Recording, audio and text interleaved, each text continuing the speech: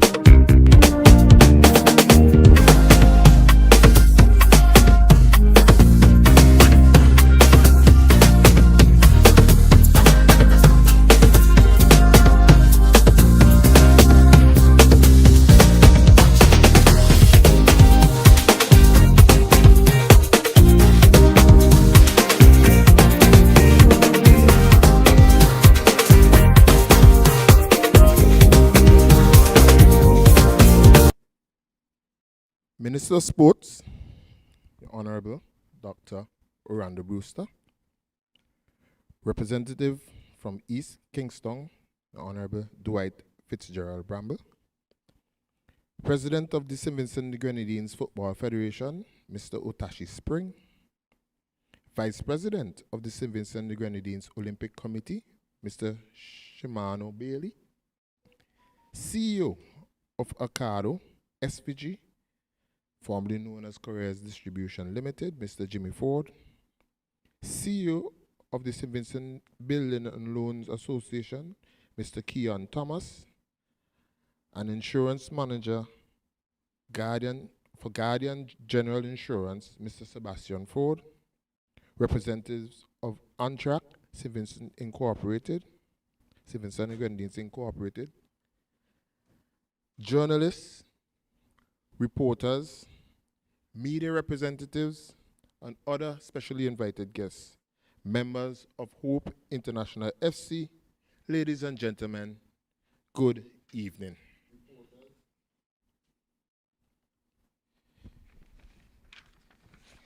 My name is Mr. Kenson Stoddard, and I form part of the executive membership of Hope International FC. This evening, it brings me great pleasure to be your host and moderator of our media launch to celebrate and commemorate 30 years of existence of Hope International Football Club.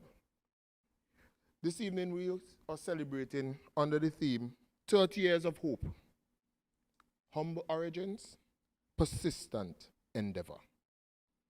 That's the acronym HOPE. This evening, we have a crammed program for you, but I can assure you that we're going to be very cognizant of time. All right? So before we delve into this evening's activities, let us, and I hope everyone has a copy of the program this evening. I want to first and foremost invoke the Lord's presence on this evening's proceedings. To do so, I would like to call on one of our stalwarts, one of our longest serving members, Mr. Ruhan Kiza, to bless us in a word of prayer. Mr. Kiza.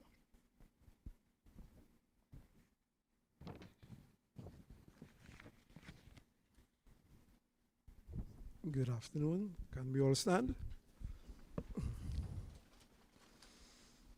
God and Father in heaven, we humbly bow before your secret throne of grace, recognizing your lordship and your kingship. Father, we give you thanks and praise this afternoon. You said in your words that we ought to give thanks in everything that we do, for this is the will of God in Christ Jesus. Father, we just want to bring Hope FC on chat before you. Oh God, we thank you for this organization as they celebrate 30 years of existence. Father God, we thank you because we know 30 years did not happen without you. We thank you for your will. We thank you for your permissive will. We thank you, dear God, for the vision. We thank you for all who contributed, dear God, to this vision, to this day. We thank you, dear God, because we know that this organization would have contributed immensely, dear God, to our young people. Father, your word declared, without a vision, the people will perish. We thank you, dear God, as they move forward, that you're going to give them 30 more years. Holy Spirit of the living God, we thank you for your wisdom, your knowledge, and your understanding that you imparted on these young men and young women. Father, we pray, dear God, that as this organization moves forward, it will continue to contribute to the fabric of our society, help to groom young men and young women to be productive and contribute to our economy. Holy Spirit of the living God, I bring everything into your hands this evening. You take full control.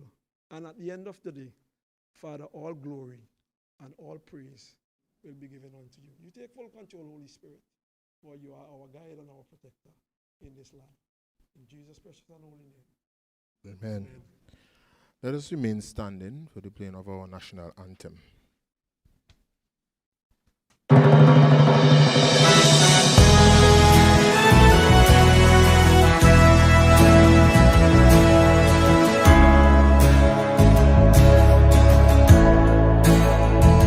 Saint Vincent land so beautiful, with joyful hearts we pledge to thee our loyalty and love and vow to keep you ever free.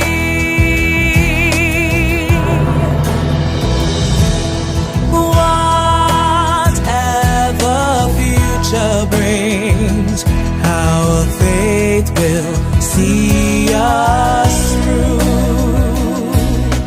May peace reign from shore to shore, and God bless and keep us true.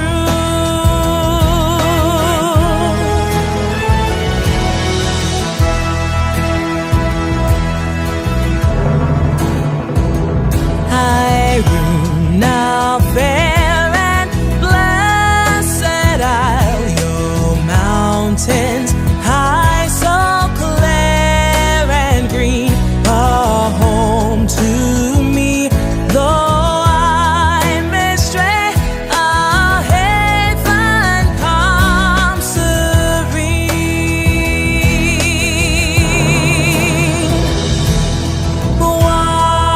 Whatever future brings, our faith will see us through.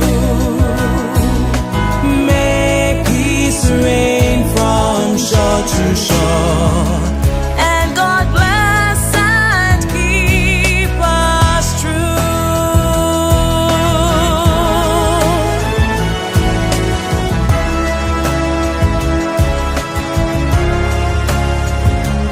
Our little sister islands are those gems, the lovely grenadines upon their seas, and golden sands the sunshine ever beams.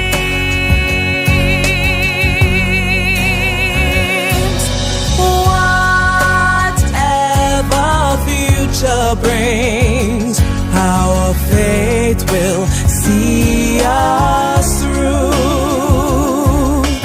May peace reign from shore to shore, and God bless and keep us true.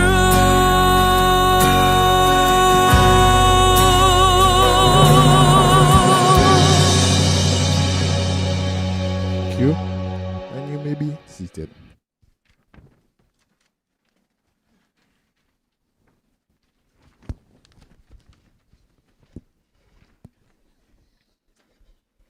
So in keeping with our program,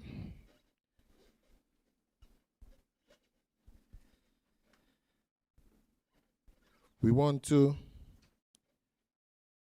pass the deal over to our club secretary, who will be issuing some opening remarks.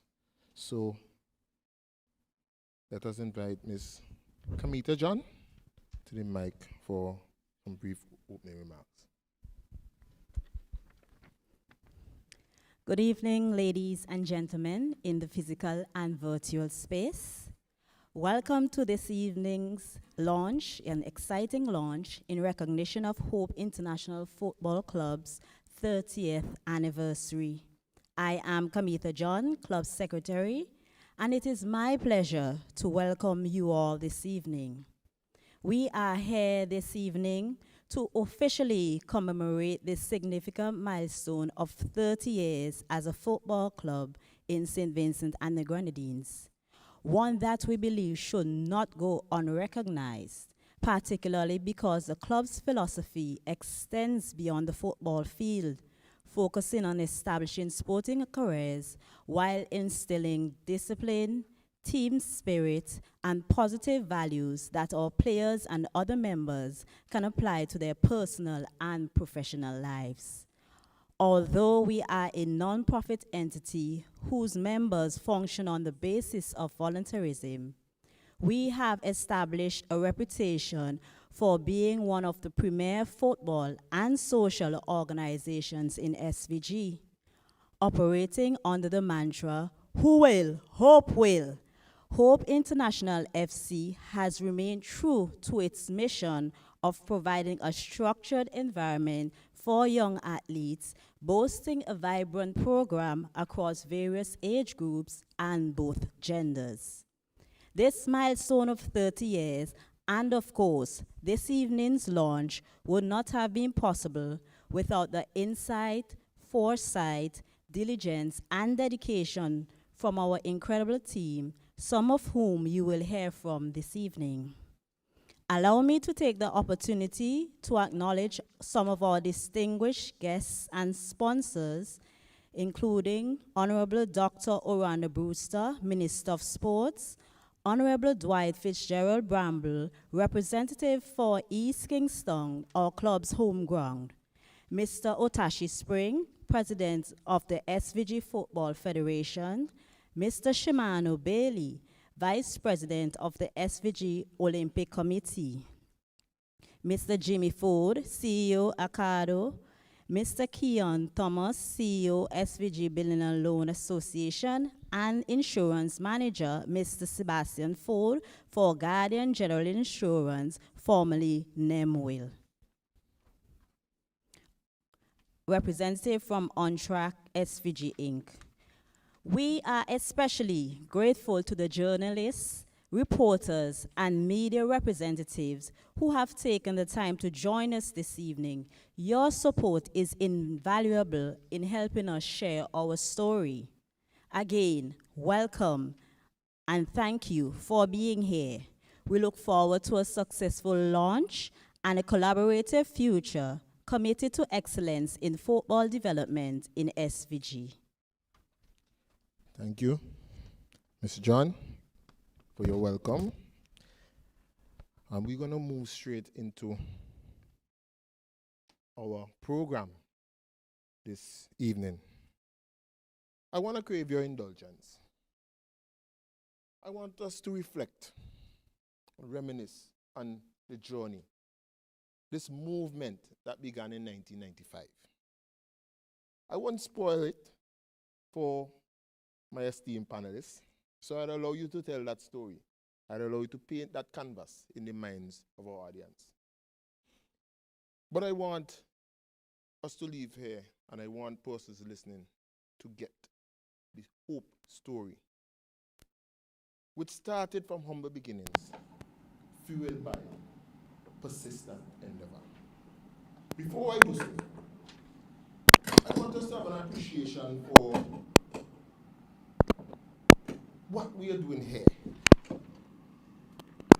sport or football, like every other activity or every other element in life, component, is greater than what meets the eye. We often focus on the outputs, on the products that we see on the field, between the lines.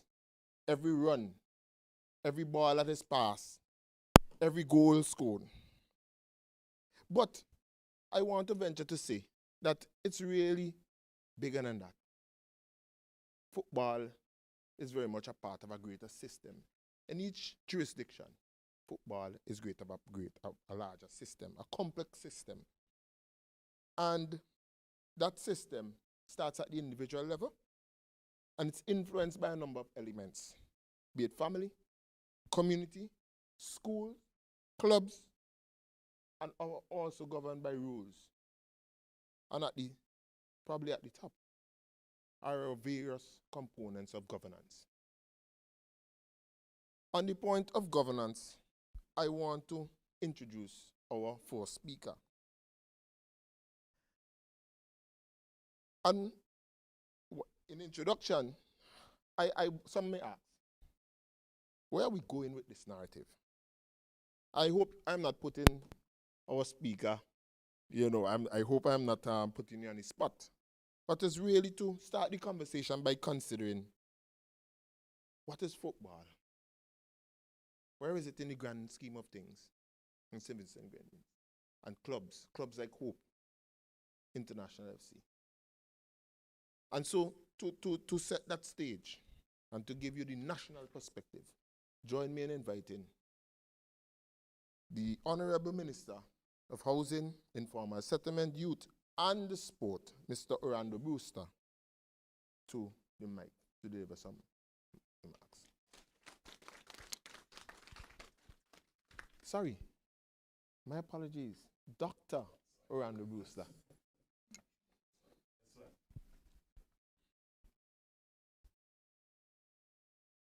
It's muted. At the bottom.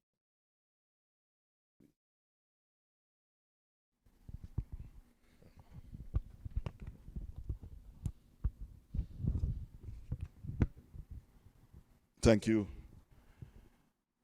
Chairperson, who happened to be my schoolmate and my very good friend, Mr. Kenson Stoddard.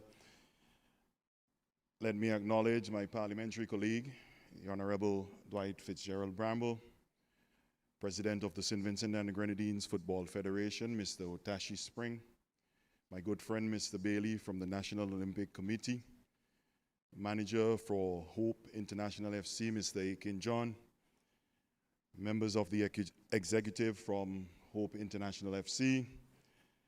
I see some of the players here, members of the media, those of you who are viewing online.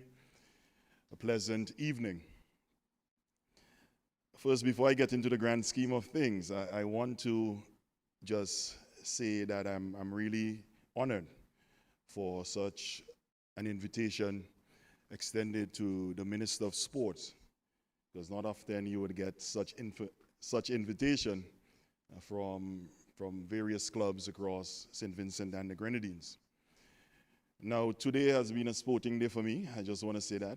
I'm heading from our launch of the Interministerial Sports and Fun Day, which is happening now at the Kialakwa Playing Field and Hard Court. I'm here at my second event at the anniversary, the 30th anniversary of Hope International Football. And after this, I'm heading to Sandals to have an evening with our Vincy Jewel on there after they won the OECS ECCB netball tournament recently held in Grenada. So today's a sporting day. Now, I want to start by first congratulating Hope International FC on such a historic achievement. I would always say that oftentimes there are many clubs that are started here in St. Vincent and the Grenadines, but oftentimes the longevity is not there, and many of them will fall off along the way. And I know that it takes a significant amount of effort, discipline, dedication for a club of this nature to be celebrating 30 years. And I want us to put our hands together because this is really a tremendous achievement for Hope International FC. Now, I've played against Hope International FC because I'm a footballer myself. And I have many friends who I played alongside on the regional scene. My good friend Jason Hope, I hope he's watching online. Kevin, his brother, will know that very well. And over the years, Hope has been one of the premier teams here in St. Vincent and the Grenadines. And I'm not surprised that for this year, 2025, they're celebrating 30. And as said by the chairperson just recently, they started from very humble beginnings. And one of the aspects that I love about Hope International FC is that they cater for every aspect of the population, male, female, senior, if you call it masters as well. And it shows that they have a well-rounded and a holistic approach as to how they approach football on a whole. And, you know, we always say that football here in St. Vincent is one of the premier sports. We know that. We know that the Annisville playing field, when there's Vincy Heat playing, it's packed. Victoria Park, and there's the usual rivalry between some of the top teams. And I know that very well over the years, Besco Pashas, Hope FC, System 3 Unite, and the like. But it was a critical question asked by Mr. Stoddard as to where are we with football in St. Vincent and where are we going? Now, I must stress that it is not an easy responsibility to have football only for just over a year now as the Minister of Sports and expect miracles. But nonetheless, I'm very happy and grateful as to what I'm seeing now with football here in St. Vincent and the Grenadines. Now, from the government's perspective, there is an organization here in St. Vincent and the Grenadines that is solely responsible for football. That is the St. Vincent and the Grenadines Football Federation. Now, the government, we do not run the leagues as it relates to football, but we have to find the necessary avenues, create the necessary partnerships where we can have a thriving environment for football here in St. Vincent and the Grenadines. So when it was mentioned last Independence that St. Vincent and the Grenadines will host for the very first time a semi-professional league, this is part and parcel of building relationship with the different organizations here in St. Vincent so that we can take the game to the next level.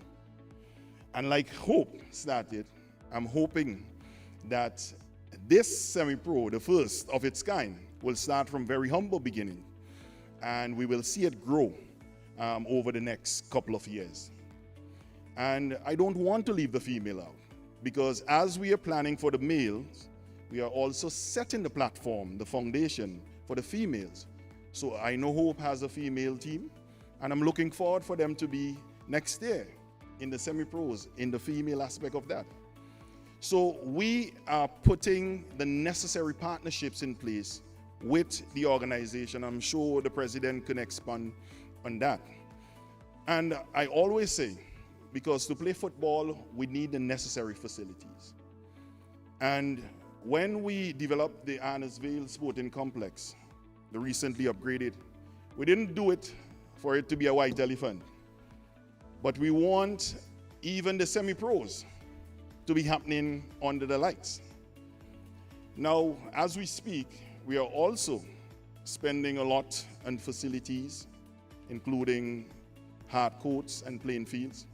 And I've started right now We are lighting 4 playing fields in the rural areas because we don't want football to be only in the urban, because there are not a lot of raw talent, and I know you know that, because I know many of your players would have hailed from the rural areas. But we want to harness those skills, harness those talents.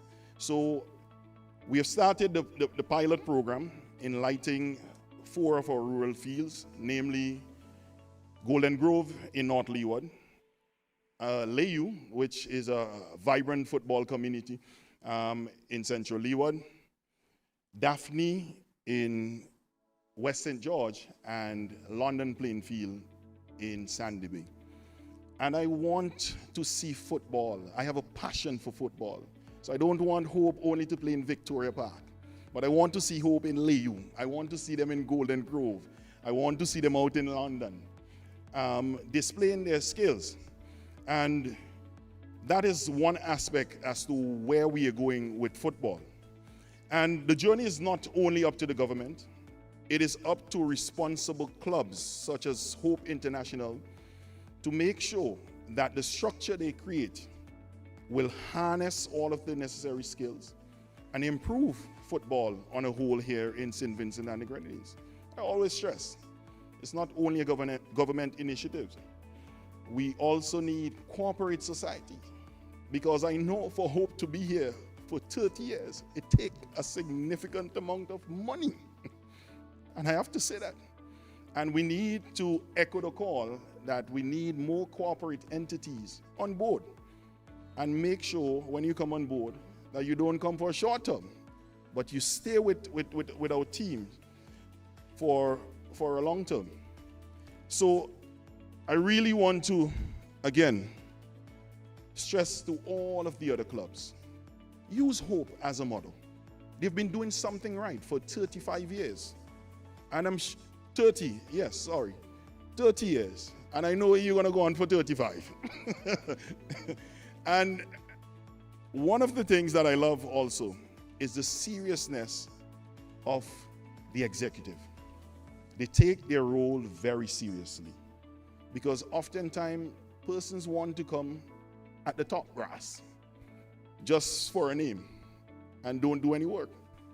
But I'm happy that you have a reputable executive who has, over the years, and I know you've changed the executive over the years, but change for the better. So again, I don't want to be long, but I want to congratulate Hope on such a historic achievement. 30 years, it is not easy. And it is my pleasure as the Minister of Sport to work with not just Hope International, but all of the different clubs through the St. Vincent and the Grenadines Football Federation, so that we can lift the game of football here in St. Vincent and the Grenadines. And I know the President would talk about some of the upcoming tournaments that we have here in St. Vincent and the Grenadines. But I'm excited about the semi-pros, which is about to kick off at the end of this month. I am not telling you which team I'm rooting for. It could be Hope International, but I'm the Minister of Sports, so I have to be kind of neutral, but I still have a favorite.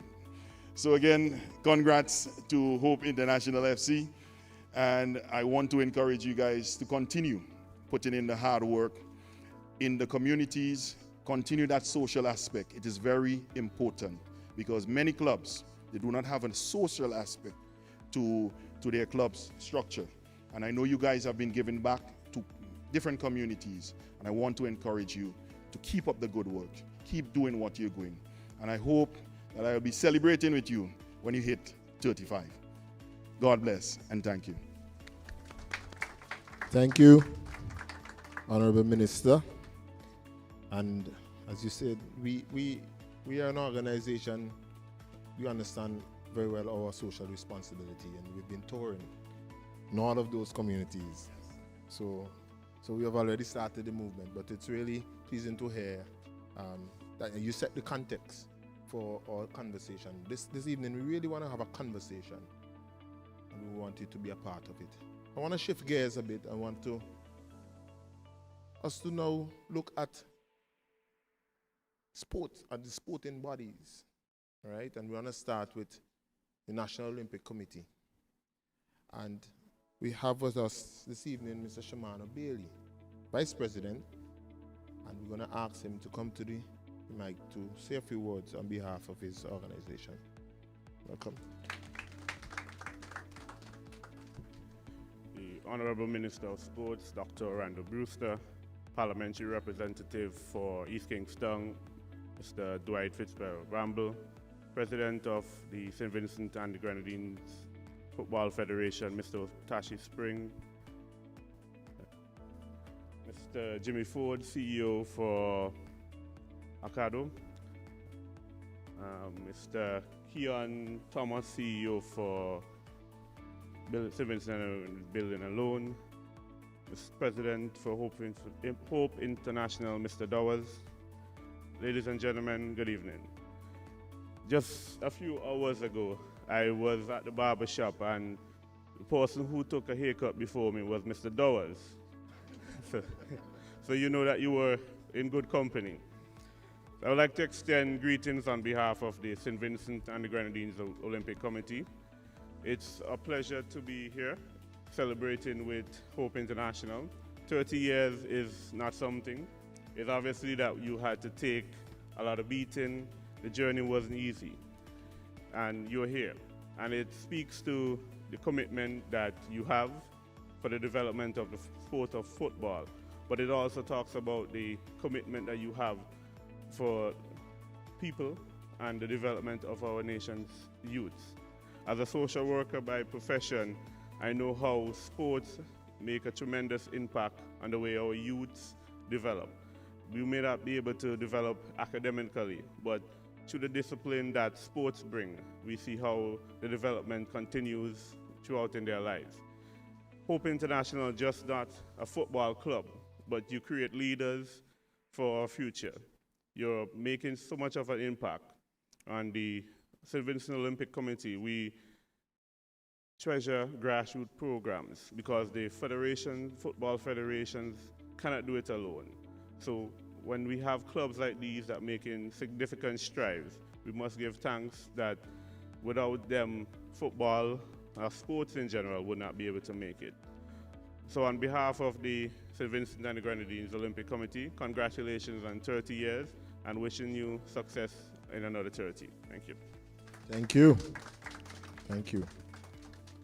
You know, Mr. Bailey, you spoke about longevity. The minister, Honorable Minister, spoke about longevity in sports as well. And, you know, it's something that, you know, we don't have a lot of in terms of in sports. I just want to permit him to recognize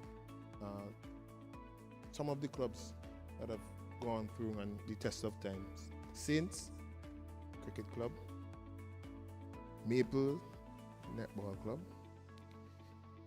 and football, Pastures. I know Pastures should be about 75 this year, and Avenues 67 this year, Cyan Hill 50 years this year. And so I just wanted to recognize those clubs because they are also doing tremendous work in our sport and contributing to our society as well. All right, so we're gonna move. We're gonna invite our final guest speaker, and this person is in charge of football governance in our beloved sport in St. Vincent and the Grenadines. Join me in recognizing and welcoming our president of the St. Vincent and the Grenadines Football Federation, Mr. Otashi Spring, to the mic.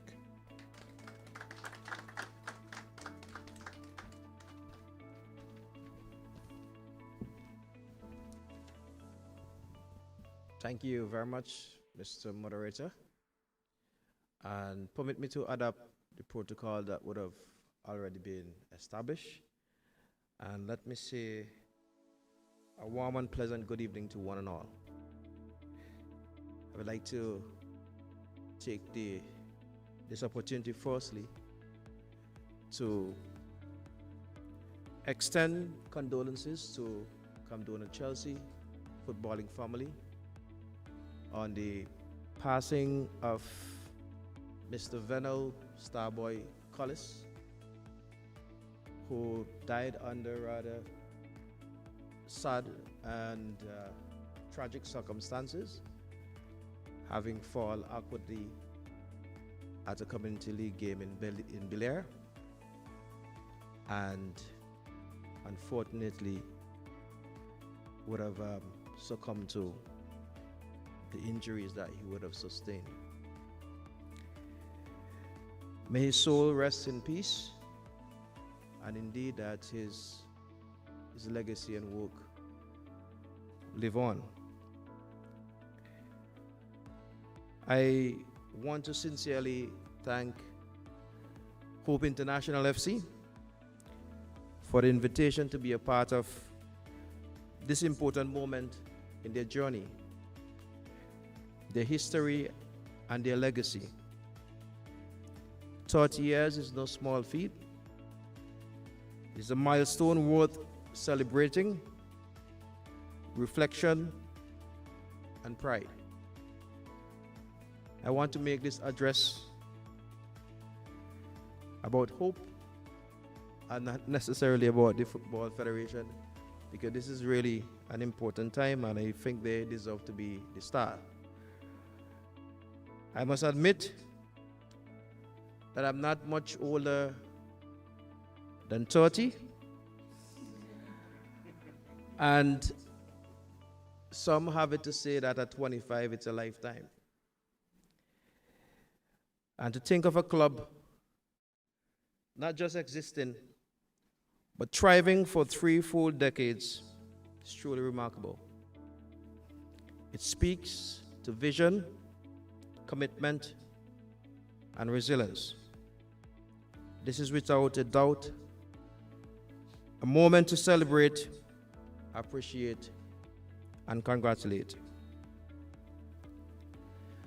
I can remember very vividly the first game that I would have gone to look at the Victoria Park was a game against Hope International and System 3.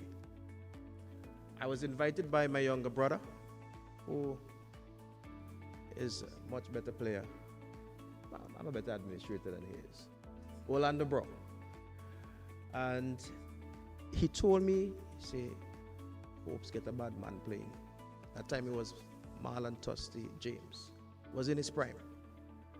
And I went, I don't think he scored on the game, but he hit a shot from roughly outside of the 18-yard box and just raffled the bar, the goal bar there, and I was like, yeah boy, I mean, that's the real dude right there.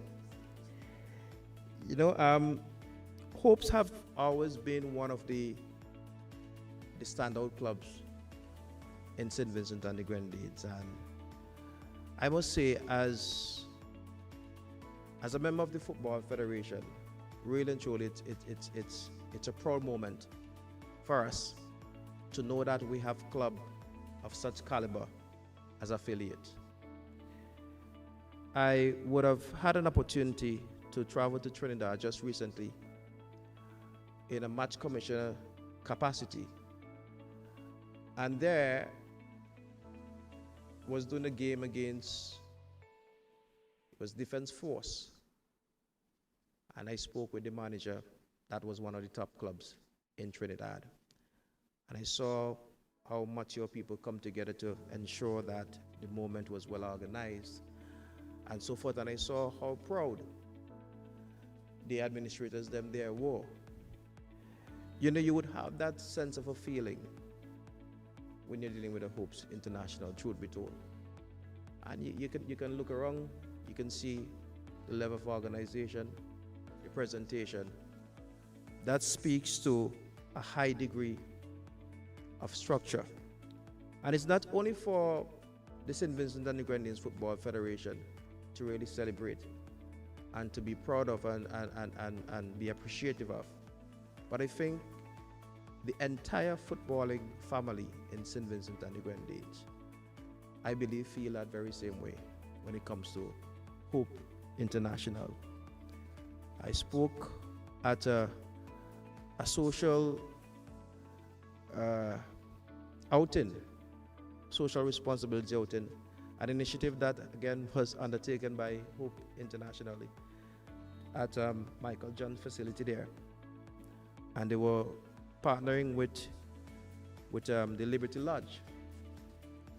And there I could remember telling the youngsters that in football world in St. Vincent and the Grenadines, Hope is equating to the Real Madrid to Spain. And the Manchester City in England, or the Barcelonas. Top club. So to survive 30 years as a football club is a magnificent achievement, and one that many cannot fathom and most can only aspire to.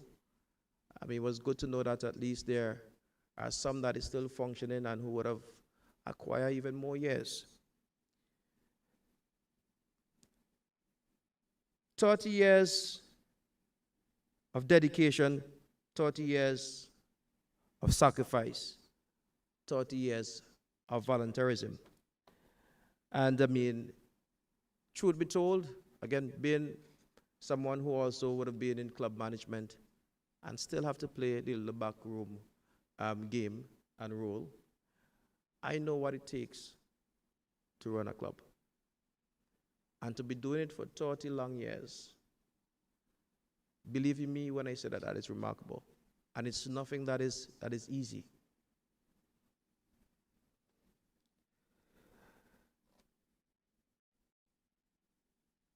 To the players, past and present, coaching staff, management, supporters, sponsors, and all who have played a part in this incredible journey, I indeed salute you.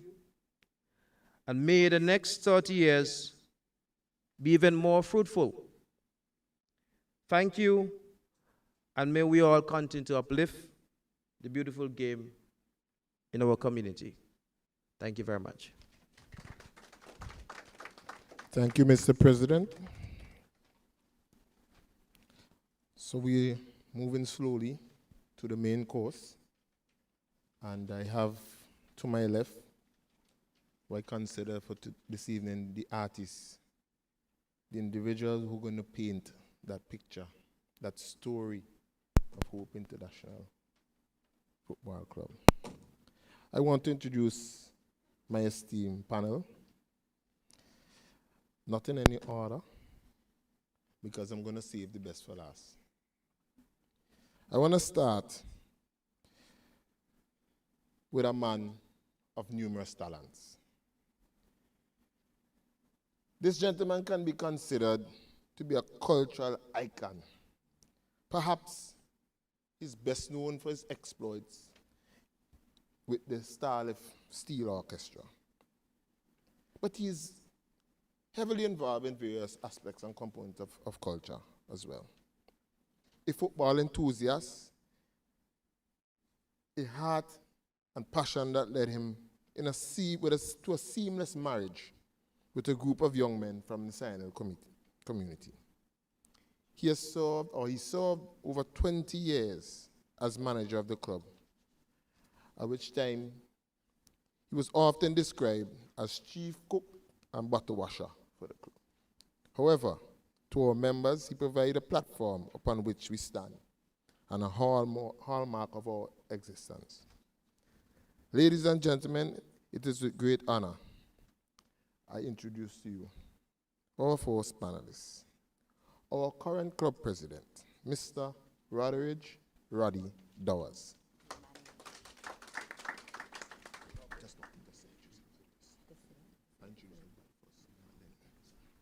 Our second panelist, to his left,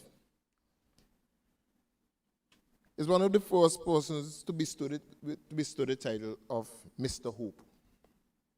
He's the brother of the club's founder, Mr. James Lewis. This gentleman has dedicated over 25 years in promotion and development of football in the community of Sandhill. During this time, he also served in a senior administrative capacity of the Hope International Football Club for the first decade of the club's existence. Ladies and gentlemen, please join me in introducing Mr. Bevan Bucky Lewis to our panel. Our third panelist, the council, affectionately known as the council. From player to manager of the club, this gentleman has shown to be a symbol of class, hard work, and dedication. He is an ardent community man, visualizes the game beyond the boundary, and he views it in its broader context for us to consider our social responsibility. He's an advocate for the development of the complete being and their duty to society, a true statesman. Please join me as I introduce our club manager, the third panelist, Mr. Richard Akin John.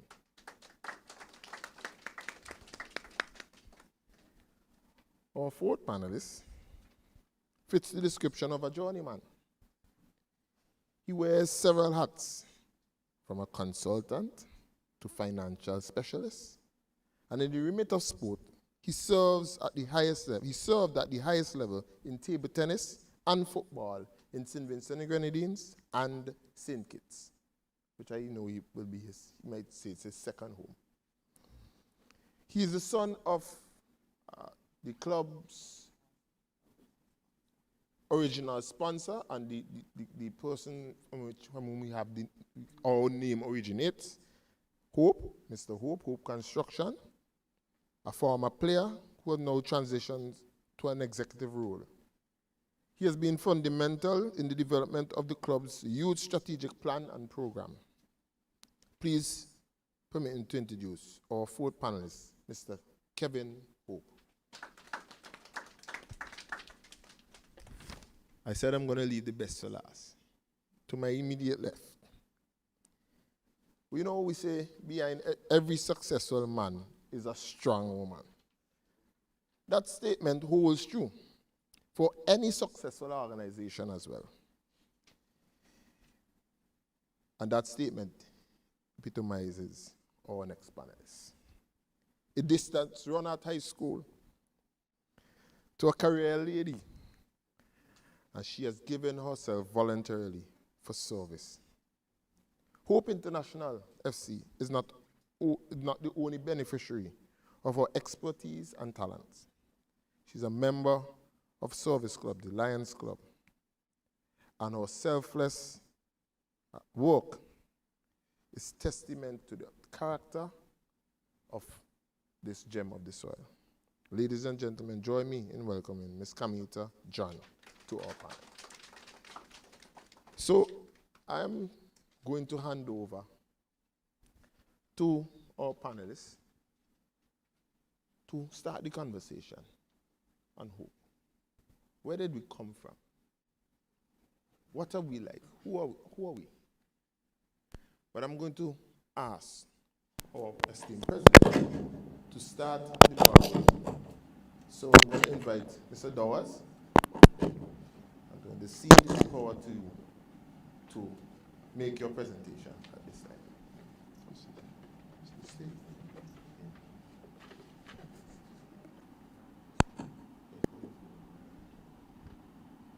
Good evening, everyone. Well, a very long list, so I'm happy to say protocol has already been established. That being said, I would still like to make particular mention of Dr. Orlando Brewster. We had many football arguments before.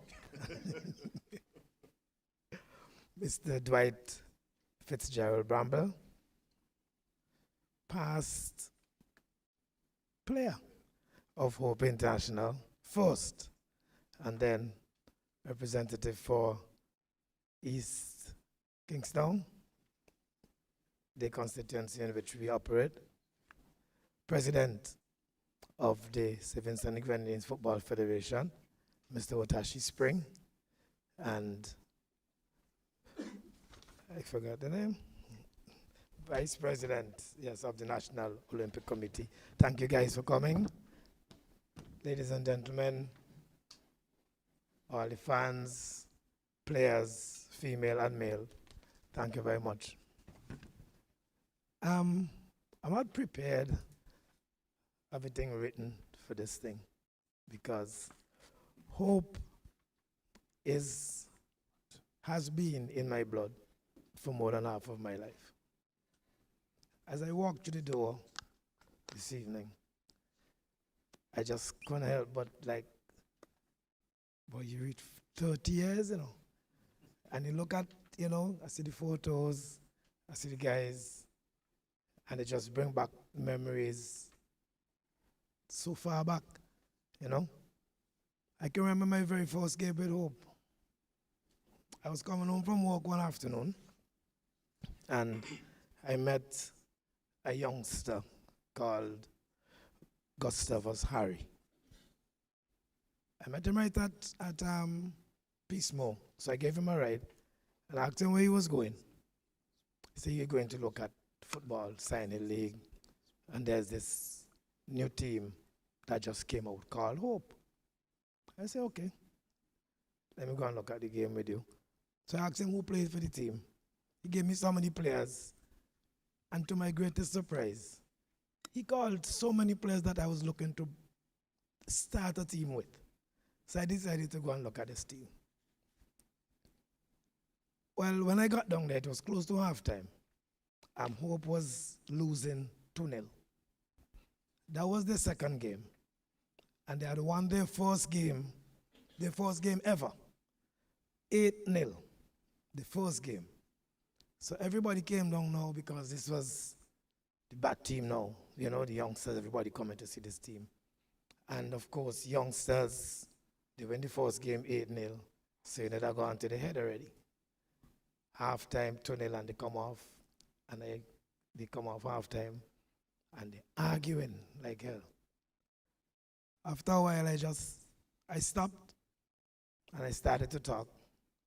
And everybody were looking at me. Now, I don't think, honestly, that they were looking at me trying to understand what I was saying. I think they were looking at me like, who's this crazy man just come and want to talk to us like that? But anyway, they went on in the second half, and they scored 2 goals, and the game ended up 2-2. And that was my beginning with Hope International. I'm happy to say that we have gone through a lot. Lots of players would have passed through. I'm sure I would have gone through over 200 players over that time. Absolutely positive. But the thing that I am mostly happy and proud with Hope International, is not the trophies, it's not the players that have gone on to play professionally, it's not all the tournaments that we would have won. It's the fact that right now, our entire executive, including the head coach, would have come through our youth setup. I could remember when Gary Thomas, I wish he was here, first coach with us, his brother Ron Thomas in the back there, had Akin, Jason, Kevin, Kenson, Denny, not here now, Paul Farrell, our head coach, had them down on the park, and he was just kicking the ball to them, they kicking it back to him. And everybody was saying, boy, we agree with them players, them and can't do nothing. No problem. But these are the same players that played youth football, came back, played premiership, won leagues, won national leagues, traveled with the club, and now playing masters and running the club. I really want to give them a round of applause.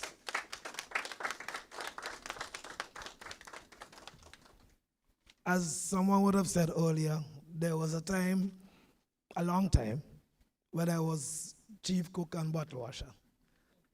I was everything. We didn't have the setup as we have it now. Everything was me.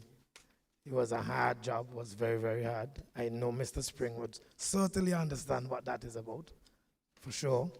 And we still made it because we had players that were disciplined, players that were committed to the cause, and players that wanted to win, wanted to succeed. And because we kept that kind of spirit within the club, we attracted a lot of other players. Now, we got some licks, big time, because other players wanted to play with Hope, right? When they came over, they got the licks as well, because playing for Hope is a very difficult thing. Our present Premier Team captain is here, Mr. Raleigh Bradshaw. He would explain that to you. He would tell you, when you put on a Hope jersey and you go to a game, a lot of people hate you. And they don't hate you because they think you can't play. They hate you because you're playing and you're winning. And people don't really, a lot of people don't really like that. All right? We have gone through years where teams would come and they would play a whole tournament and they would play, normal football. They may not do well, they may do well. A team could be last in the tournament and playing their last game. They already come last in the tournament and they playing Hope. Everybody coming. Everybody want to beat Hope. So they figure, even if I lose all my games, if I beat Hope, I have achieved something. And we don't mind that because it means that we are at the level where everyone aspires to be. We have some very good players in Hope and in other clubs in St. Vincent. And I'm happy to see a lot of the other clubs really coming forward, developing as well. And hopefully one of these days, it may get to our level. But I'm happy to be here still after 30 years. I've seen every single tournament, every single season for this club. I've seen Akin, Kenson, Kevin play, leave, go away to study, couple of years, come back. I've seen it all. And I'm very happy that we are here now celebrating 30 years. I spoke to Jamie in Barbados when we went for the Masters tournament. Jamie is the brother of our next speaker, Bevan Lewis, and he is, well, Bevan will tell you a little more, but he is the one that really started this club. So I was speaking to him in June, I think we went to Barbados for a tournament, and he was saying, well, he called me manager, I'm not the manager now, but they still call me manage. He said, manage, I can't believe we still here. 30 years. I said, yeah, Jamie, we still here. And I said, we had just finished playing a Masters game. I said, you know what? You're very special today because you would have played the very first game that Hope International played, and you just played the very last game that Hope International played because he had just finished playing the Masters game with us at the time. So, congratulations to the club. Congratulations to all these guys here with me who have taken it over. When I come in here, I look, I know absolutely nothing about these guys. I didn't do anything. All they do is tell me to get dressed up and come. So that's what I did.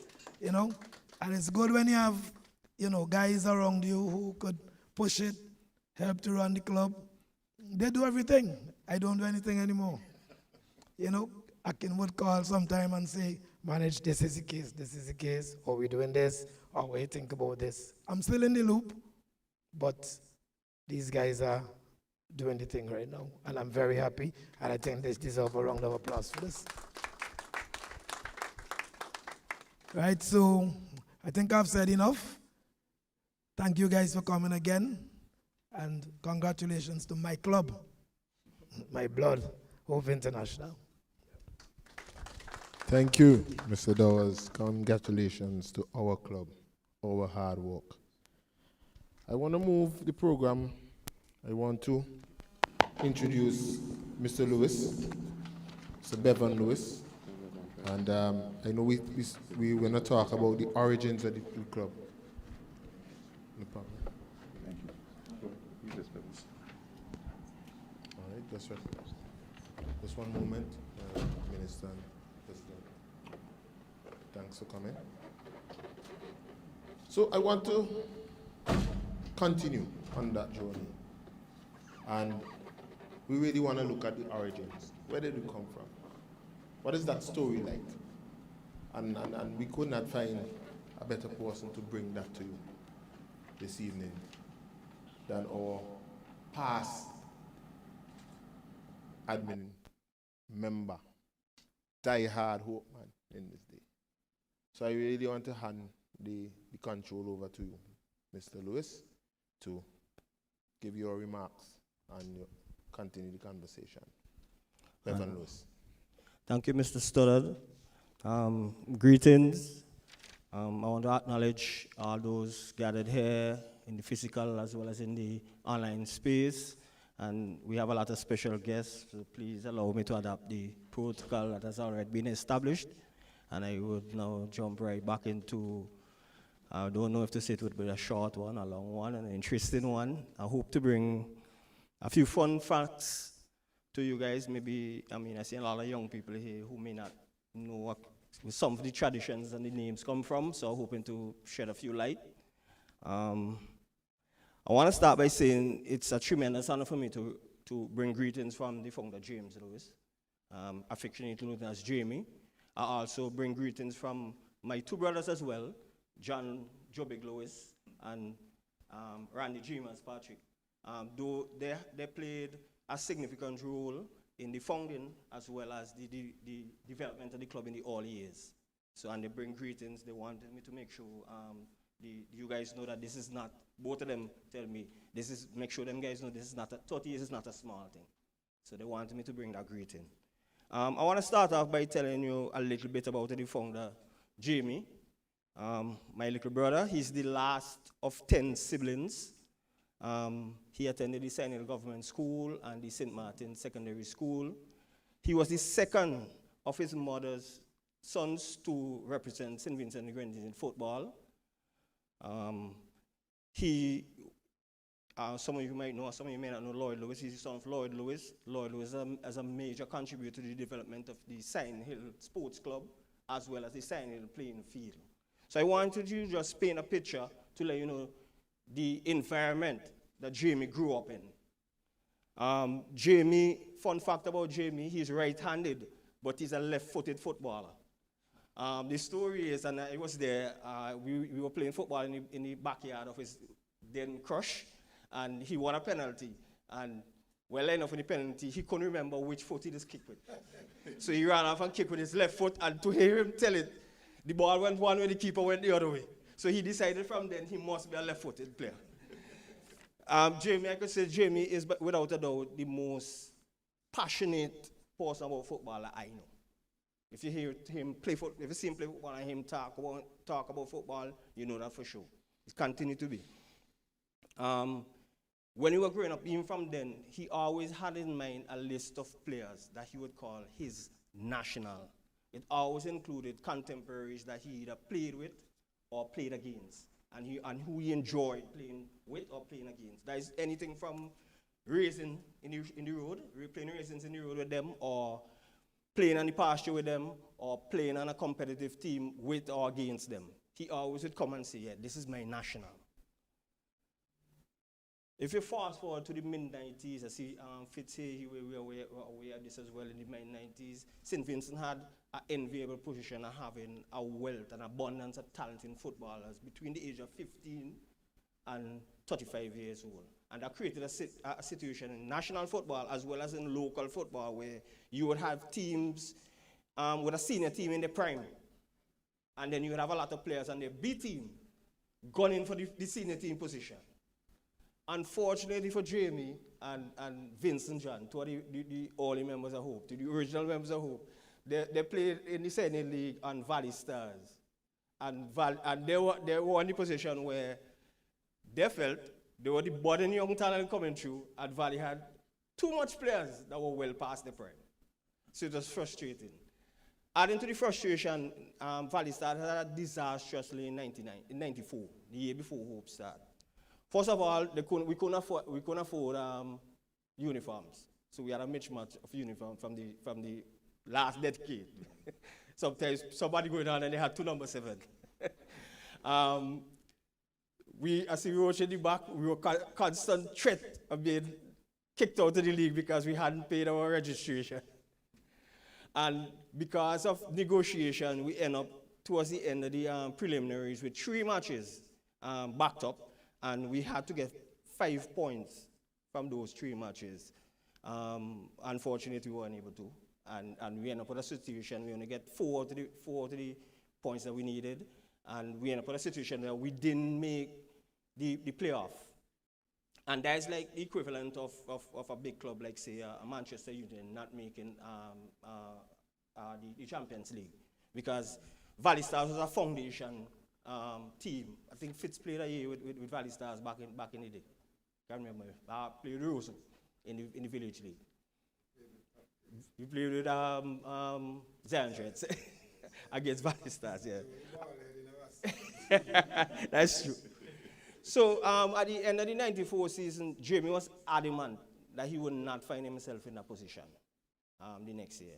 So one of the things he set out to do is securing sponsorship from Hope Construction. Kevin's father was the proprietor of Hope, and first fun fact, that is where the name Hope came from, the sponsor of the first club. Second fun fact, that's why the colors of Hope is red, white, and blue. Because the original uniform was bought with the intention of being the Valley Stars. Red, white, and blue is Valley Stars color. The second thing you wanted to do was recruit a lot of the players. I remember some of the players were playing for Tribal Tree at the time. People like Kwasi, people like Fuzzy. Bada was playing for Tribal Tree at the time. So you want to recruit them into a bona fide Sign Hill team. But it was, the older brothers remember me last night, it was a heated argument between Jamie and James. Jamie was trying to convince James to bring in a lot of those young players, and Jamie was like, a lot of the players who James grew up with, and he was reluctant to really replace them with younger players. And Jamie was like, well, why not, we'll bring our own team. And that is really how Hope was born. I got involved with the team because when Sign Hill started the league meeting, Jamie was unable to make it. He was working late, and he asked me to go and represent the team and get them registered. And I asked him what's the name of the team, and he said the Hope National. So I convinced him, no, don't call it national, call it international, because I think that more reflect the feeling he had about the players over the years. Even though he would call it his national team, I always feel he always had the feeling that they had international caliber. So that's how, fun fact number 3, the actual name of the club is International FC. So there was Hope for the sponsor and International FC. But by the time, maybe 2 years after me already talk about it, people already know the club as Hope. So there was no international, so that's why we stick with Hope FC, really, Hope International FC.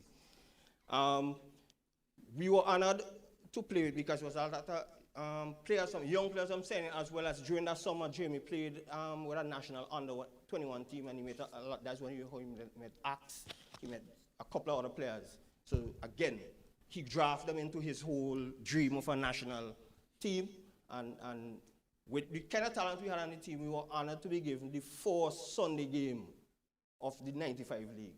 And if you've been in Sign Hill around, then tell me what kind of a prestige and honor that was. A new team had the 4th Sunday game, and as you already mentioned, we won that overwhelmingly 8-0.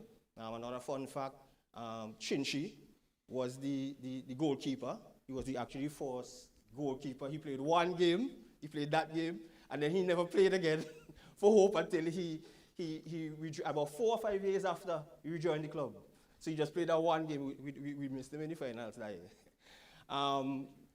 So we had an overwhelming victory, and so we had a Sunday game atmosphere on the Wednesday of our next match on Wednesday. But if you know the Sunday game atmosphere, everybody came out to see the Wednesday game, and that was unusual because you really do have a big crowd on Wednesday. I think it's a lot of the expectation, the nerves, a lot of it. By the half, we found ourselves 2-0 down. We came back in the second half and was able to equalize, but it was frustrating. A lot of people, people were talking. We had a meeting on the park right after the match. That was when Roddy came in and he said some very encouraging words. He said, hold your head up, guys. There's more to this. And it was after the match when the players reached out and asked him to join the club and become the manager. So that's really how the team started to come together. And fast forward 2 years to the 97 season. That's when the St. Vincent and Grenadines Football Federation decided to institute a rule, a one-club rule, as they say. Then players could play with different teams. As a matter of fact, you had different teams in all the leagues, and players would play with different teams. And it was the federation didn't like that because it hampered the development. You could have a guy play in Sign Hill today, play a different team tomorrow in Ansville, play a different team the next day in Mespo. So the federation wanted to put a stop on that. They instituted everybody could play with one team. Well, Hope had a meeting before they started the 97 season. And the consensus was, well, Hope would disband because at that time, Kingston League was really the de facto national league. So the assumption was that people would play for the team they played for in Kingston. That's really the club team, most instances. So about half of our players would have played for Sign Hill. You assume they would go to Sign Hill. There was a few that played for teams from Tongue, from Sharps, and so on. So the assumption is they would go back. So we had a meeting, and I want to interject here and say a lot of the time in that original time, Hope was very player-oriented. We didn't really have a democracy where we would vote, but we'd have a meeting and we'd have a discussion, and by the end of the discussion, some of them went really long, but you had a consensus. And we had a match. Remember, we had a match. Our force, like we used to have a beginning of the season, we come down and have a sweat, and then we have a discussion. We had a discussion, and at the end of the discussion, the consensus was, yes, this is it for Hope. This is basically our last sweat. To our surprise, to my surprise, to Roddy's surprise, to a lot of the players' surprise, a couple of days after, players keep calling around, getting in touch with one another, getting in touch with us and say, yo, we want to bring Hope. It's discussion with Jamie last night and maybe Roddy today is when I finally solved the riddle. I mean, I was surprised. I didn't know what the impetus was, but I found from Jamie yesterday, well, what happened, a lot of the players, we had a meeting and decided what was the future. And a lot of the players was expecting their club to have a meeting and decide what was the future. And that was not forthcoming. In some cases, the club just assumed that they would play, or some of them asked questions and they got no answer. So that is why they decided, you know what, we have a good thing going with Hope, let's keep that going. So that's really how eventually the club came, joining one club, and that's basically why we transitioned from a team to a club. That year was not successful as people make it out to be. We won the Annisville League that year. But what we really wanted to do on the Senate League, that was our third time in the Senate League. We were actually knocked out in the semi-finals by Sign Hill in the Sign Hill League. So it was to our expectation a disappointing year for us. But that's really the origins of Hope. I mean, I don't want to go further than that. I mean, the rest is really history. But I just wanted to say that I spoke to Jamie last night, and I told him I was doing this, and I wanted to know what he would like me to say. And the first thing he wanted to say is really to show how impressed he was, and how to really express that Roddy, first of all, he name dropped Roddy and say, to really bring the team, to keep the team together. Jamie left right after Fun Factor miss. Jamie was the third captain of Hope. He was never, the first and second year, even though he bring the team, he wasn't the captain. He was the captain in the third year, the 97 year, and then he left St. Vincent in the 98. So he captained the team his last year, and that was the last year he played for Hope officially. So he leaving after 3 years and leaving more or less in Roddy's hands, and it survived 30 years. First of all, he wanted to really express an appreciation to Roddy for keep going, and he also want to express the appreciation to the executive now. You know, it's not, he keep repeating that it's not a small thing. So he wanted to express that. Another thing he wanted me to remember in this forum is his brother. He wanted to appreciate his brother, John. Joe Big was an inspiration in all the Hope for a lot of people who know the story. When Hope started, Joe Big basically he couldn't get off the bench really. If he get 5 minutes, he was lucky. And then he go from that beginning to a player who was his starting striker within a couple of years. So that was internally, remember, Roddy was inspirational. We'd sit and talk. Listen, don't care where you start. If you get 5 minutes, you could go from here, a bench warmer to a starting striker. He was instrumental. Another thing, after Jamie leave, Joe Big was the one who became the leading player advocate. When the team had meetings, Joe Big was the one who would ask a lot of questions. When people, you know, when players might be timid, have something on the mind they want to ask, Joe Big would tell Joe Big, I would jump and say, but this, why? And he was also one of those guys you could count on administratively as well. A lot of the times in all the 5 years, players did a lot of things. You know, they contributed to the discussions. We had matches outside. They would coordinate them. Teams would contact them and would say, Bevan, Roddy, this team want to play. This is the details. They want to play us next week. Whatever. This is a van that could go there, and then we would put things in place. So, and Joe Big was one of the leading player advocate who did that. If he didn't like something, he would speak out. So Jimmy wanted me to remember that. There's two things he wanted to remember. And just to reiterate how much he really appreciate where you guys have taken it, doing something like this. I'm sure he's online looking at it, and he really wanted to get.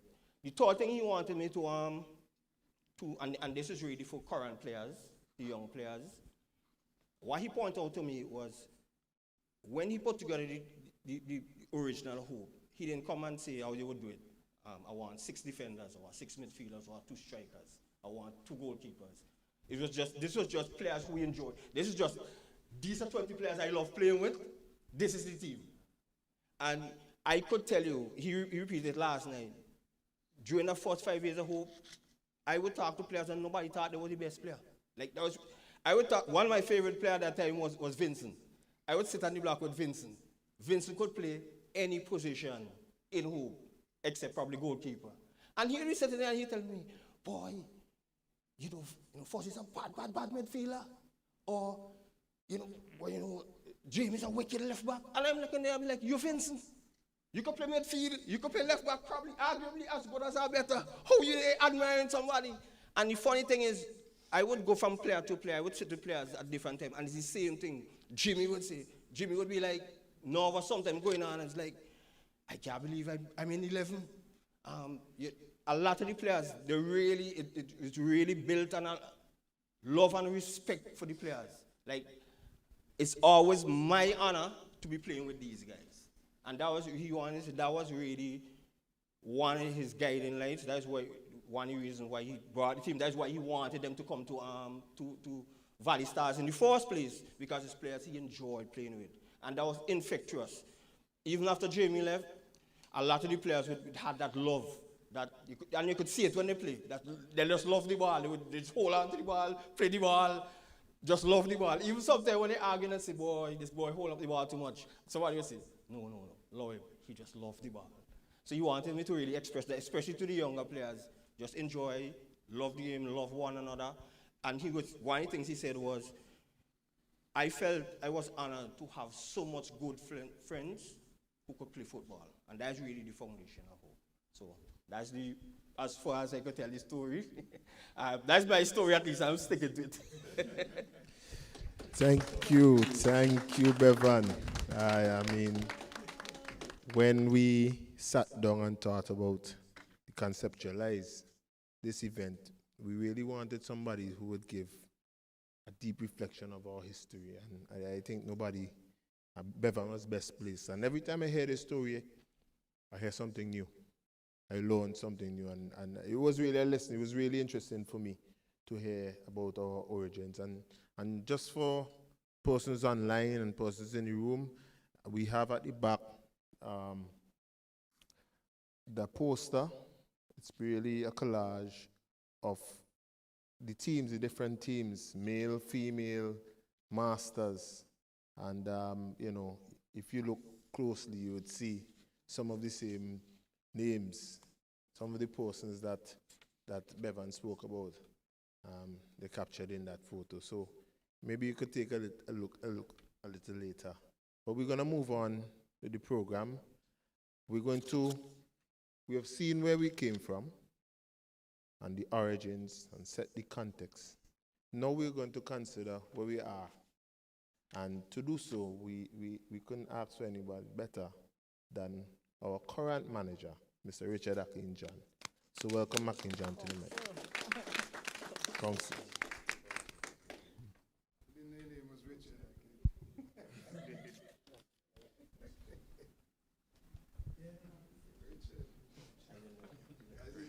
That's fun. That's fun fact number 5, right? Thank you very much, Moderator Kenson. I want to extend a warm welcome, pleasant evening to everyone who's present in person and everyone who has joined us virtually. The President of the Football Federation, Mr. Spring, and the Minister of Sports, Dr. Brewster, had to leave, but they did indicate when they came by that there were other engagements, and we're grateful that they were able to spend a few moments with us and share their own thoughts and perspectives on this great achievement by Hope International Football Club. But I also want to recognize Mr. Bailey. I know we only spoke very briefly yesterday, and you were able to drop what you're doing to be here with us this evening. We appreciate that tremendously. And Mr. Bramble, who wears many hats, but I think the biggest hat you wear here this evening is being a past member of Hope International Football Club. And I may start with probably the fun fact number 6, because when I joined this club 25 years ago as a teenager, there's no way in any parallel universe that I could have imagined then that I'd be sat in 2025 here celebrating with friends, so many friends, such a tremendous milestone in an organization that has done so much for me personally. In fact, and Roddy alluded to it, we came into Hope, Kevin, Kenson, myself, Paul was there at a time when Hope only had one team, a senior men's team. And the genesis for it at the time, many of us were actually players at the St. Vincent Community College team, Fitz, and sorry for just referring to you at your first name, but that's how we know you, eh? Right. Fitz was actually our coach, and Fitz arranged for us to come to a training session with Gary Thomas, again, one of the most remarkable coaches that I certainly have ever had the privilege of working with in my life. So in very, very short order, we had Fitz and we had Gary. I mean, what a fantastic foundation in football that was. And as Bucky says, the rest is history. We're still here to tell the story. I want to speak a bit, probably pivoting from when we came in 95 to where we are now. When Hope started, the majority of the players were maybe from the Sign Hill and surrounding areas. The first division team, which was the second team ever that Hope had players that probably came from wider field, but the club's current national geographical footprint is vast. And if I explain to you how vast that is, we've had members as far north on the mainland as Sandy Bay, on the windward end, Chateaubelair on the leeward end, and as far south as Beckwith and now Canouan as well. That's just to tell you how extensive our footprint is. Mespo in the interior as well. And one of the main reasons for that is because we have expanded our offering as well. So the club evolved from being one where we had a senior men's team and then a junior team, which we call our first division team, to eventually a youth team. I think we had an under 12, under 15 team many, many years ago.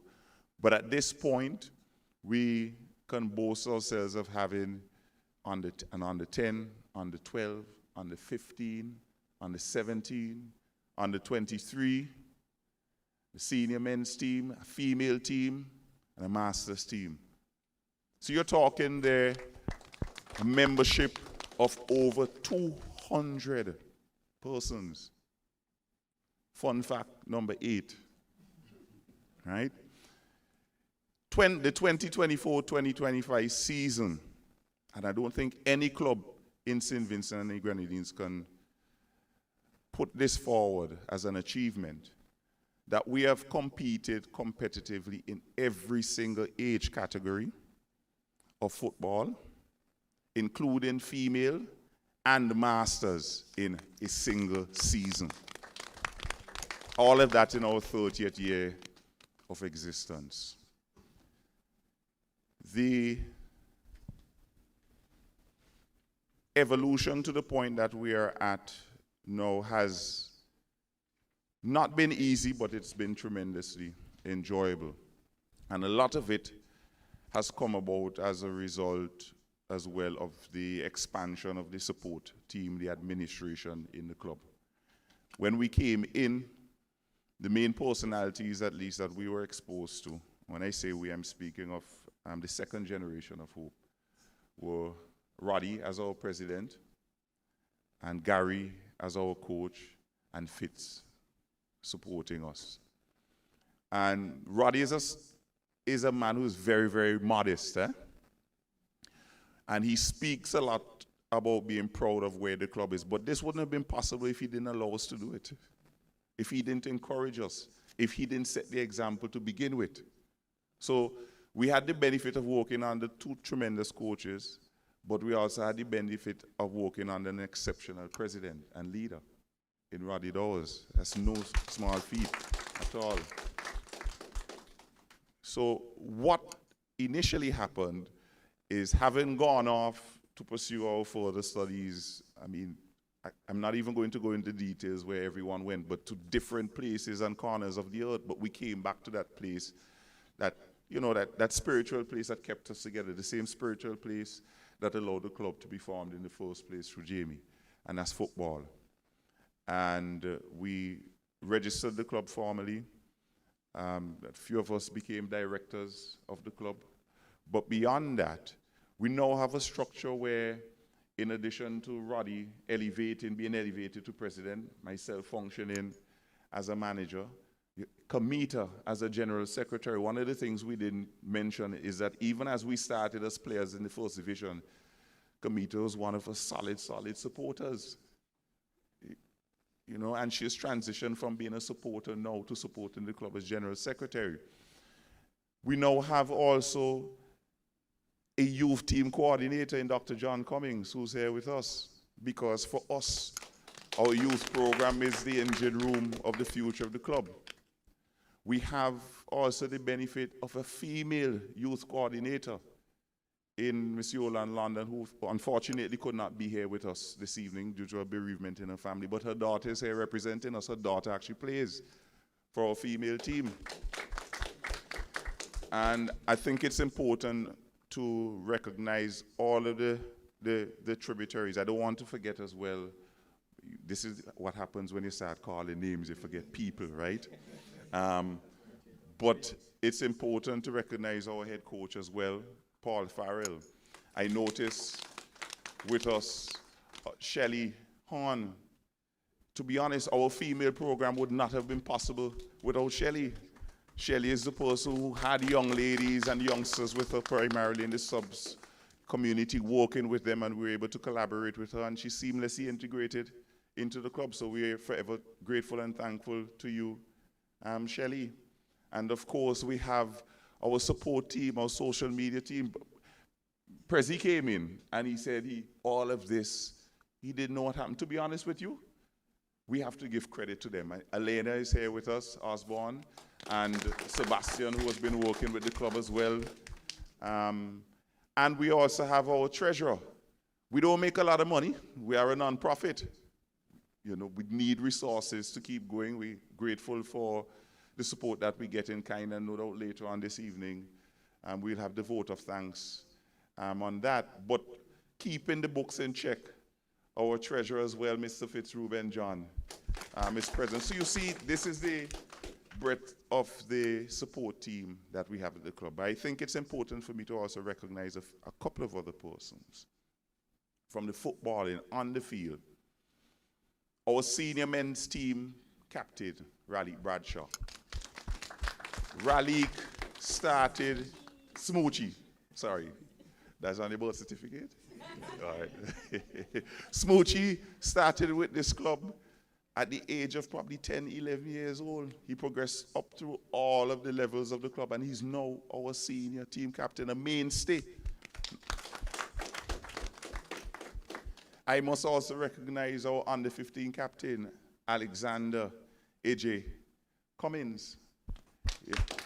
AJ's dad, John Cummins. AJ's actually just came back. He was part of our national under-15 team that traveled recently to play in the CONCACAF under-15 tournament. And Kaylan Brown, our female team captain. Kaylan is one of our foundation female team players as well. So all I can say is that the future is bright. But with this growth, there's tremendous responsibility as a club that we have. And you notice that Minister Brewster mentioned it, Kenson spoke about it as well, and Kamita. We feel that we have a social responsibility that goes beyond the boundaries is for cricket, I would say the lines of the football field. And we try with whatever little resources that we have to give back. And we've done outreach social programs in various communities around St. Vincent and the Grenadines, which has done tremendous for us in terms of recruiting, but also giving back. Because Roddy will tell you, he has said about 200 players have gone through, but it's human beings we're speaking about here, human beings with personalities, experiences, and realities in their lives. What you see they put out on the field, a lot of the times is a reflection of their circumstances at home. So what you find as coaches and as managers, you have to become big brothers, you have to become friends, you have to understand what is happening in the lives of our members. And, you know, it is a lot. It is a lot, but it's something, especially having gone through the club and having come back and realizing the impact it's had on our lives, to the extent that we can give back. We try our best to do so as a club and individually. And we embrace that social responsibility that we have. And that's a commitment that we will continue to share, and it will continue to grow in years and years to come. I just want to say that for me, hope, I can't even begin to measure and speak of the impact that the club has had for me personally. I think everybody, I speak for everybody here in saying that we're extremely proud and elated for the club celebrating 30 years of existence. And we're certainly looking forward to celebrating many, many, many, many more years. And I hope that maybe in 30 years I can sit where Roddy is on a panel like this and look to my left and my right, and the younger players who've come through the club are doing the same thing. That's what we're in it for it now. We often say to our players, we're not playing anymore, there's nothing in it for us anymore. We're doing it because we love the club and we want to see you, give you an opportunity. So to my club that I love dearly, happy anniversary, happy 30th anniversary. I want to say thank you very much for everybody who's associated with the club and the support that and love that I get for you. And we look forward to continuing this journey. Thank you very much. Thanks, Mr. President, for your your end of the story. And we're going to round off the panel tonight. We're going to, you see where we're going. We've gone from our beginnings, our origins. We spoke about where we are. And now we're going to invite Mr. Kevin Hope to speak on our future. So, 30 years from now, Kevin Hope, take us away. All right. Pleasant good evening, colleagues. Pleasant good evening, family. I think it's important for me to also recognize the contribution of Jason Hope and Mr. Ronald Hope, my younger brother, who've provided leadership during his tenure with Hopes, and even my dad, who was the founding sponsor. I'm just the flag bearer here. Equally, colleagues, it's important for me to have us reflect on keywords by all the panelists: family, positive disruption, youth, leadership, being the change, and stepping forward, even when it's unpopular. Player-oriented and consensus. Also, one of the fun facts, Hope's 30 years was envisaged in 1995 to 1997. Player advocates, passion and camaraderie. Infectious play, where we show up, have fun, joga bonita, and more importantly, paying it forward. So, within recent times, I won't go through the introduction I have because everyone touched on it, but suffice to say that Hopes International is a club that's a catalyst for change. It's a catalyst for making positive impact.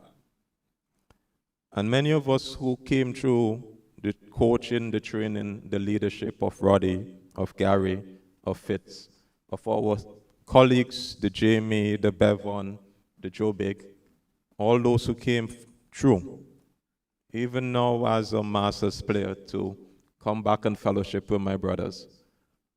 Walter Rodney wrote a book called Grounding with My Brothers. So trust me, I'm living a dream. So recently I've been working along with the leadership of the club for us to envisage 30 years ahead, starting with the first 5 years. And we are actually going through a strategic planning exercise for the period 2026 to 2030. And we are considering, but permit me to share at least a few snippets with those online and those with us today. Our mission is clear: to be the leading football club in St. Vincent and the Grenadines, fostering community upliftment through excellence and social empowerment. So in everything we've done over the last 30 years, it's about community, it's about family, it's about impacting the lives of everyone within this room and beyond our border. We've been embarking on a series of strategic objectives grounded in our past. We are committed to technical excellence because talent alone is not enough. Skill must be nurtured, refined, and aligned with the highest standards. So we are committed to developing and enhancing the skills of everyone who passed through our community, our players, our coaches, our staff, our administration, and even those who support us, backed by the mentorship and leadership of Roddy and many others within our alumni, within wider St. Vincent and the Grenadines. And permit me also, competitive excellence. It's in our DNA to always strive for excellence, but more importantly, as a club, committed to enable our players to get access to scholarships, to professional contracts, and equally to lead in their space. So to date, we've developed a player development program where we're committing to investing in coaching, in balancing youth with experience, so that we could continue our way of dominating football in St. Vincent and the Grenadines. But we also are looking to partner with international clubs and universities to leverage our legacy and our exports like Cornelius Stewart, Cornelius Huggins, and Marlon James to open doors for our next generation. So we see Hope International as a gateway to the world stage. And this is one of our commitments. On national and social impact, football for us is more than a game. It's a tool for transformation. So we are committing to expand our community reach by taking, for example, goals for risk within our at-risk communities in partnerships with other clubs, organizations, and NGOs. So we're here to help colleagues. Of importance, our club exists for the community, and the community is our strength. So we would continue to collaborate with the St. Vincent and the Grenadines Football Federation, affiliate clubs, to multiply our impact. We'll strengthen our female program and ensure equal access to resources, because football has no gender. Great clubs are built on trust, structure, and vision. So we will ensure that stable leadership through succession planning, training for board members, and mentorship to preserve our legacy. So to our players, you are the heart of Hope Internationals. Harness the lessons of teamwork, resilience, and integrity, both on the field and in life. To our administration and volunteers, your dedication and expertise shape a future where excellence is standard and inclusivity is embraced.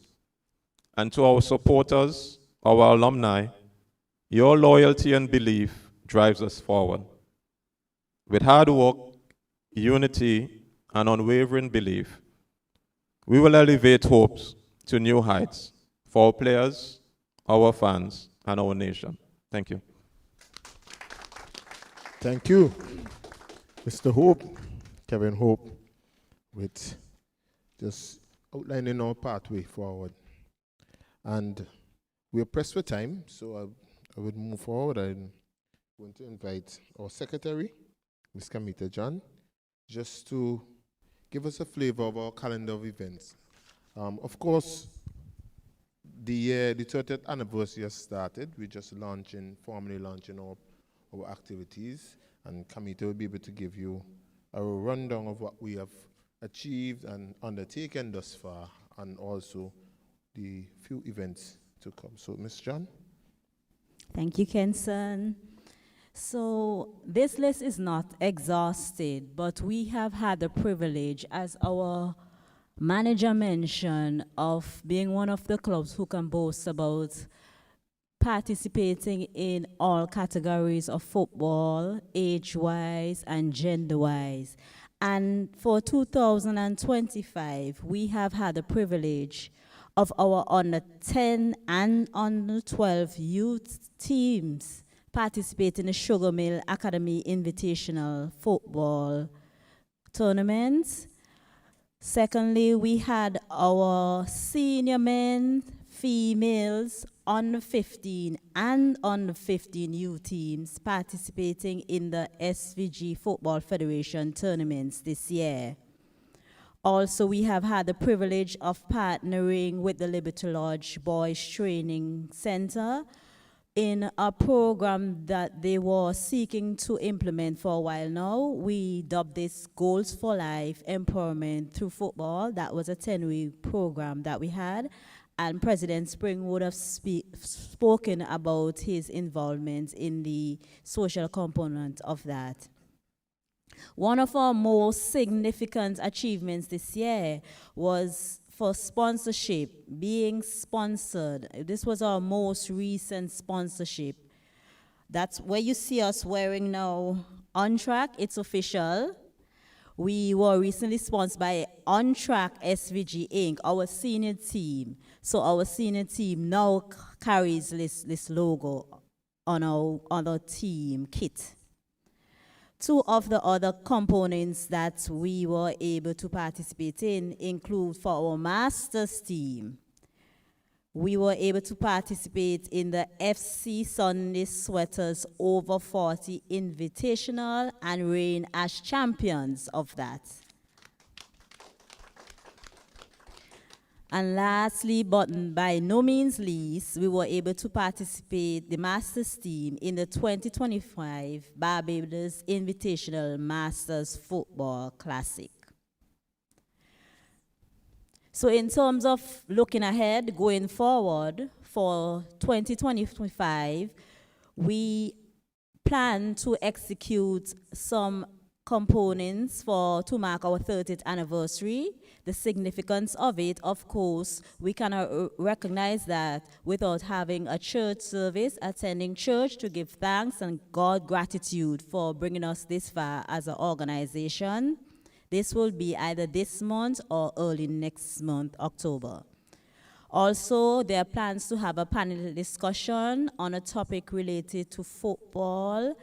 And of course, this would include not only our members, but we would want to have the participation from other clubs or other NGOs, because we have to ensure that we maintain our social responsibility.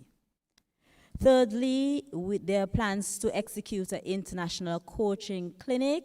And of course, we must have our Legends match. We cannot forget the guys who would have been some of the first members of our team. They're not here physically in St. Vincent and the Grenadines, but we anticipate that they will be able to come home to participate in these activities with us as we celebrate 30 years. And finally, we must be able to recognize our members over the years, not only members, but our fans, our supporters. This we are hoping to anticipate in a gala and awards ceremony. And these activities, of course, you will look forward to hearing more about from our members and via social media. Thank you. Thank you, Ms. John. So we are getting close to the end of our ceremony, the launch. But before we have the vote of thanks, just a few things. We want to also, from the Hope International family, we want to also extend our condolences to Venal. He has played, we share the field for Masters football also while I was a player. And we're really taken aback by the sudden passing and the circumstances. And so from the club standpoint, we extend our condolences to his family and also to Chelsea Football Club and South Leeward Masters team. So before I invite Dr. Cummins to give a vote of thanks, I want to just, engage the crowd. I want to, is there anything that you picked upon, you want to ask a question, or, you want to say? Just for about 5 or 10 minutes, I will open the floor for comments, questions. If you feel free, you have the mic, or you could use the podium. Just before you go, Mr. Bramble, are you for the feed on social media, Facebook? If by chance there are questions or comments, please let us know, please. All right, thanks. Thank you. Maybe I should stand. I'm not going to be long. Oh, sorry.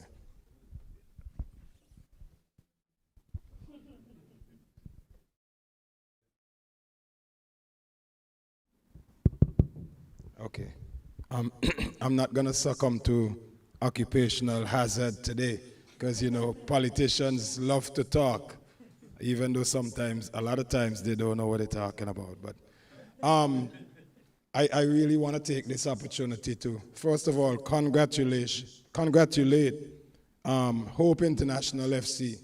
As you heard, I was also a part of that organization, and I'm not going to get into any of the details about my experience, except to say that Hope International also played a very significant role in not only my development as a football player, but as a human being. I remember when we represented St. Vincent at the first and only Gold Cup, CONCACAF Gold Cup.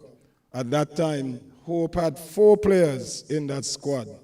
We had Vincent John, we had Marlon Tusty James, we had Rohan Valakiza, and yours truly. I don't know if I will forget anybody, Vala, from Hope at that time.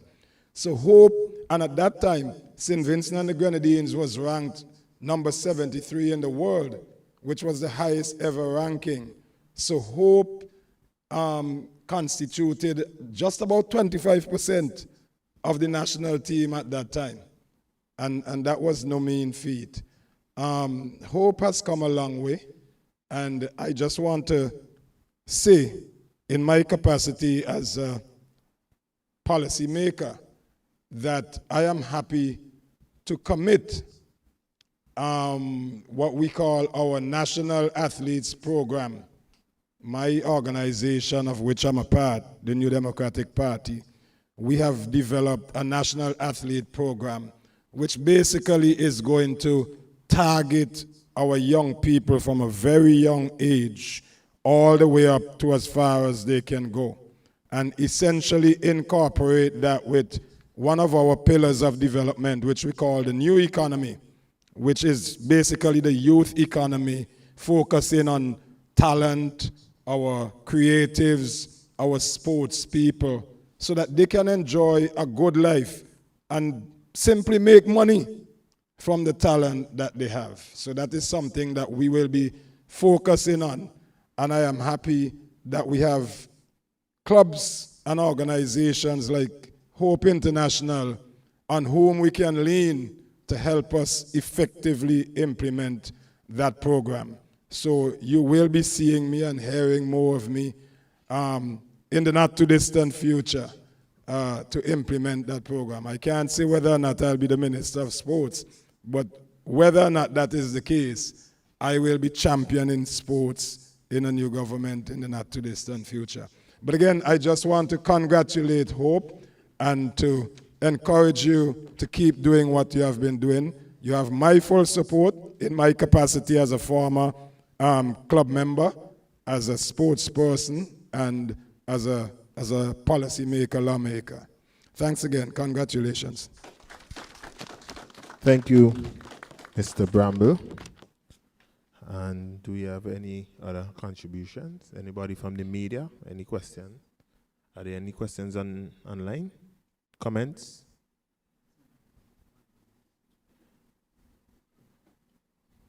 Going once, going twice. All right.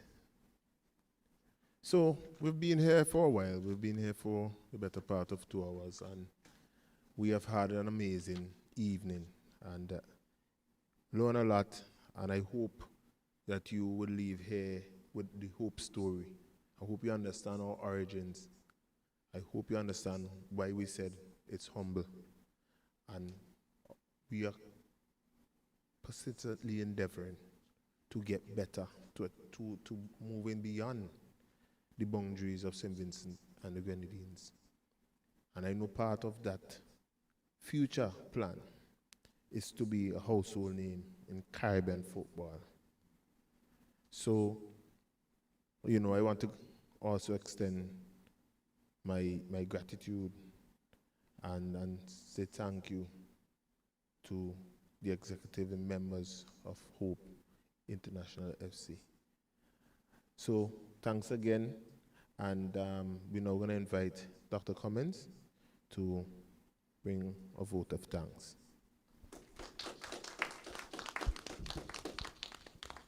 Good evening. Allow me to join the others in the warm welcome of the distinguished officials and the many guests that we have, both here in person as well as online. Over the last 30-year history of Hope International of FC, we've been very fortunate to be able to count on corporate St. Vincent to really support what we've been doing both on and off the field. And it's fallen to me to have the opportunity to publicly thank these institutions here this evening. So in terms of sponsors and partners over the years, we've had On Track, we just mentioned On Track SVG Incorporated. We've had Garden General Insurance, formerly Nemwill Insurance Company Limited, Acado SVG, ComSport, Narraleo Productions, somebody mentioned that earlier, Exalt Creative Studio, which we're very thankful for this evening.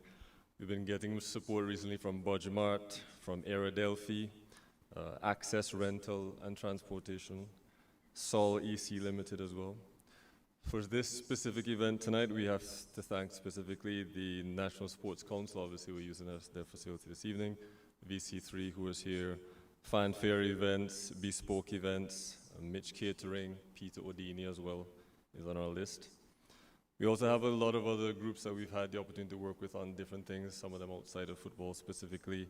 We have RW Sporting World, Chill Spot Bar and Grill, the Kingstown Cooperative Credit Union, KCCU, Alan Smith Family Bakery, Food Center Limited, Frank B. Armstrong Limited, Better Brands Distributors, Premium Products Limited, Global Distributors Limited, the St. Vincent Brewery Limited, Facey Trading SVG Limited, CK Graves and Company Limited, Randy's Supermarket and Company Limited, and Diamond Grocery. It's quite a list. The support has allowed our club to thrive and to positively impact our community over the last 30 years, and we look forward to the continued relationships, the continued support as we grow into the future. Thank you and good evening. Thank you, Dr. Cummins, and thank you, the audience, this evening, tonight, for your attentiveness. Thank you for those persons who joined online, and I just want to say, have an amazing evening, and it was my pleasure to be your host. Before you leave, we have some refreshment in the adjoining room, so please, I'm inviting persons over to have a little snack before you go home. So have a good evening, thanks again, and see you soon.